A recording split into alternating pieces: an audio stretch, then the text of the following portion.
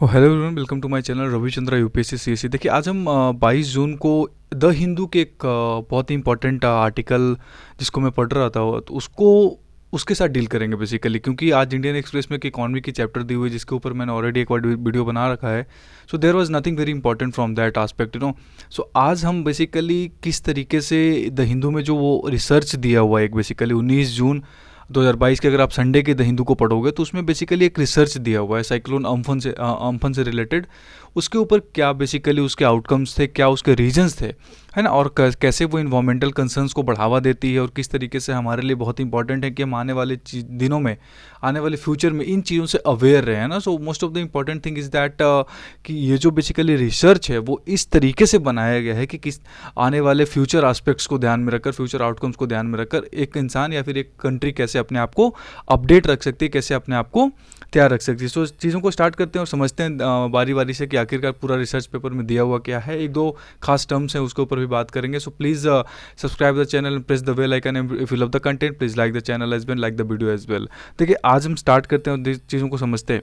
The topic is how marine hit wave fuelled super cyclone Amphan. आपको पता होगा 2020 में लॉकडाउन जब लगी थी तभी उसी समय एक साइक्लोन अम्फन करके एक बहुत ही सुपर साइक्लोन आया था उड़ीसा में, है ना, वेस्ट बंगाल साइड में, आंध्र प्रदेश साइड में।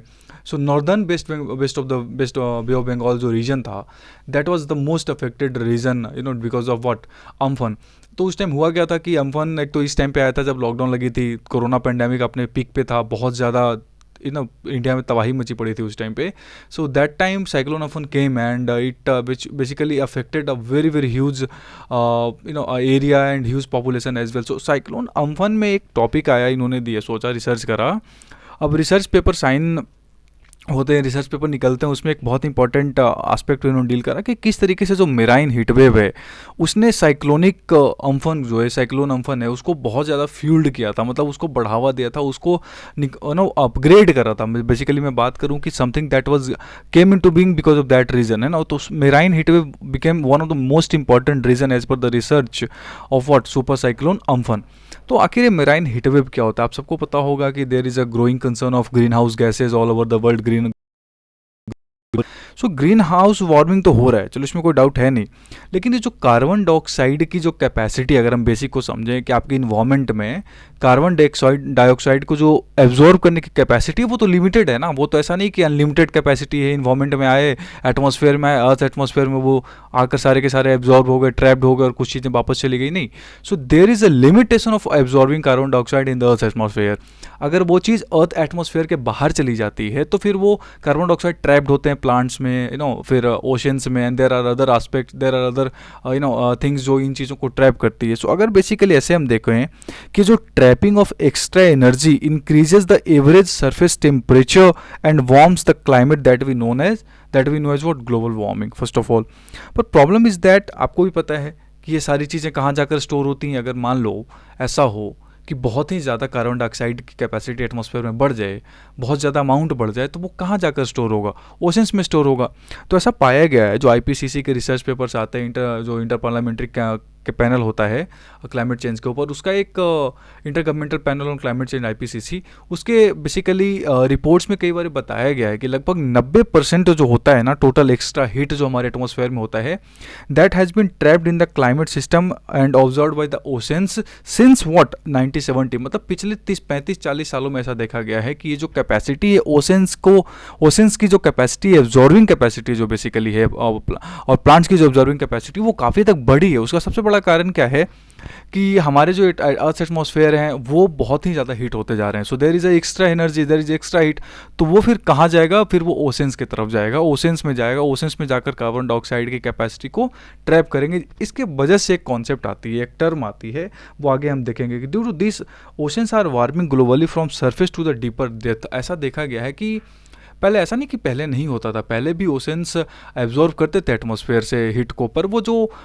हीटिंग कैपेसिटी थी वो बहुत ज़्यादा नहीं होती थी। ठीक है, सरफेस लेवल पे वो हीट हो गया, थोड़ा बहुत हीट हो जाता था, पर आज देखा कैसा जा रहा है कि सरफेस लेवल से जो अर्थ्स ओशंस के जो सरफेस होते हैं जिसको बेंथिक जोन बोलते हैं, आपने पढ़ा होगा बेंथिक जोन, और बहुत सारे जो उसमें पेलाजिक जोन्स वगैरह करके जो होते हैं, उसमें जो बेंथिक जोन होता है, बेंथोस जिसको बोलते हैं, the base of the ocean, वो भी काफ़ी हद तक गर्म होते जा रहा है। ठीक है, तो अंदर तक जो गर्म होने की कैपेसिटी है, जो जो जो रेट है, वो काफ़ी हद तक बढ़ गया है। ओवरऑल हम बात करें तो the warming of the oceans has severe consequences such as increasing intensity and frequency of extreme events, raising sea sea levels, melting glaciers and changing the weather pattern across the globe।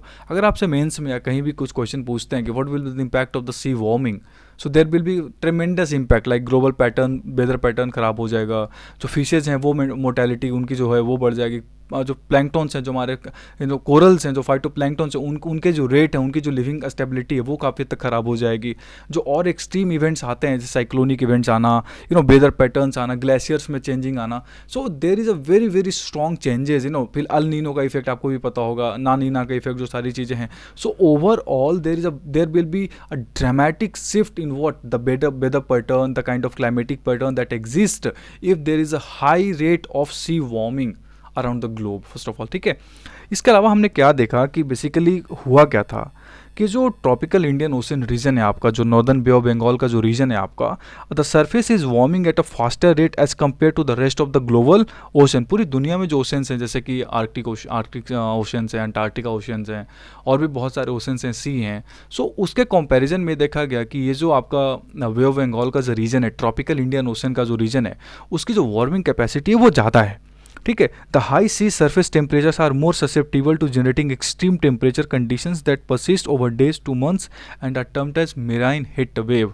अब एक question बन के आ जाएगा आपके सीधे GS paper 3 में, what is marine heat wave, discuss with respect to what, cyclone, Amphan और any kind of tropical cyclone that came recently. Simple question बन के आ जाएगा 10 नंबर का, आपको लिखना पड़ेगा मेराइन हीट वेव क्या होता है।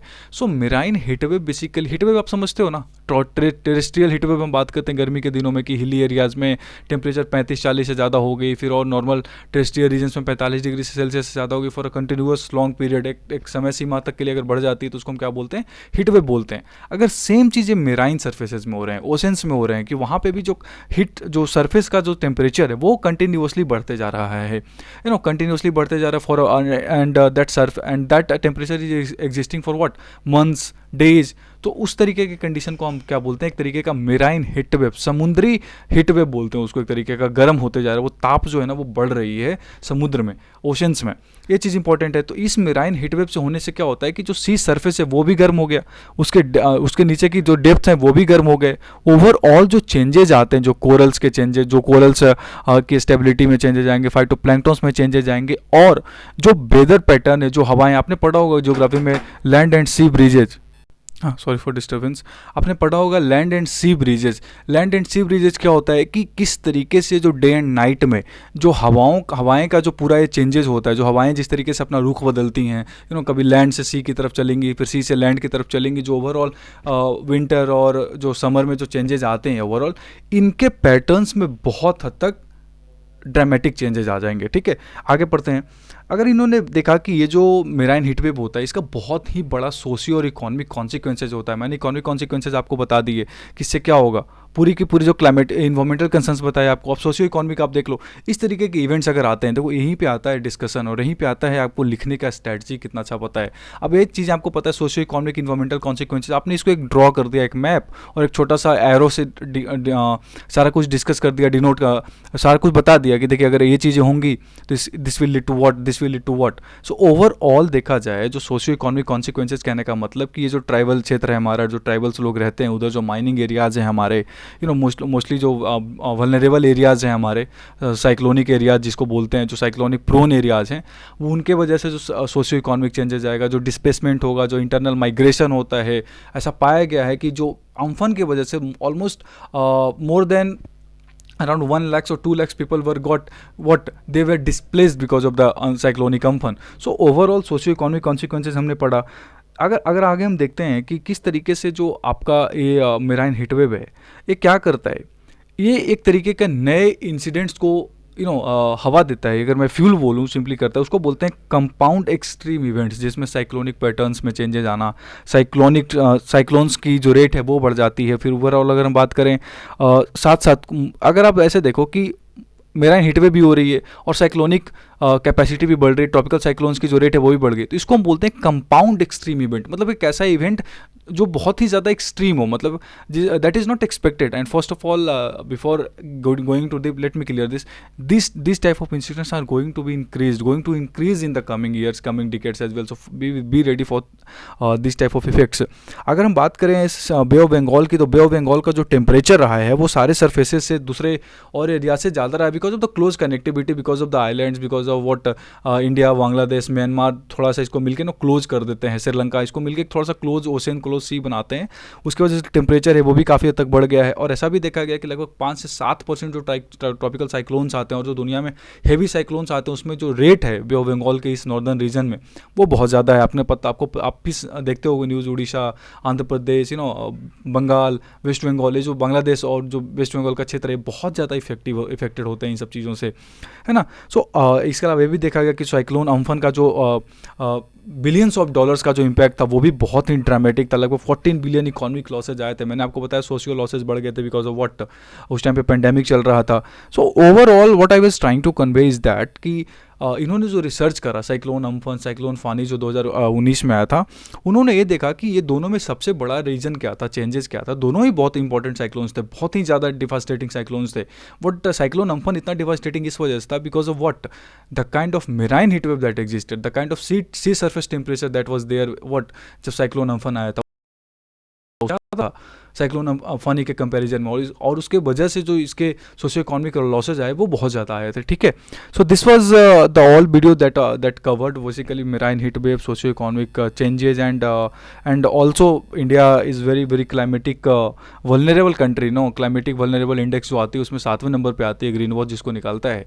सो इट शोज़ कि इंडिया कितना ज़्यादा क्लाइमेटिक वल्नरेबल कंट्री है। हमारे जो क्षेत्र है, हमारे जो कोस्टल एरिया है 7500 किलोमीटर्स का, वो बहुत ही ज़्यादा वल्नरेबल है। और ट्राइबल क्षेत्र जो हमारा है, ट्राइबल रीजन है, माइनिंग एरियाज़ हैं, ओवरऑल जो हमारा क्षेत्र है ना, ईस्ट और वेस्टर्न घाट जिसको बोलते हैं, वो बहुत ही ज़्यादा इफेक्ट होता है किसी भी तरीके के साइक्लोनिक एक्टिविटी से, और किसी भी तरीके के अगर ग्लोबल वार्मिंग को अगर इस तरीके से बढ़ावा मिलता जाएगा। So be ready for any kind of future impact, and as much as possible try to reduce the kind of greenhouse gases. This is what I can request to the world as well.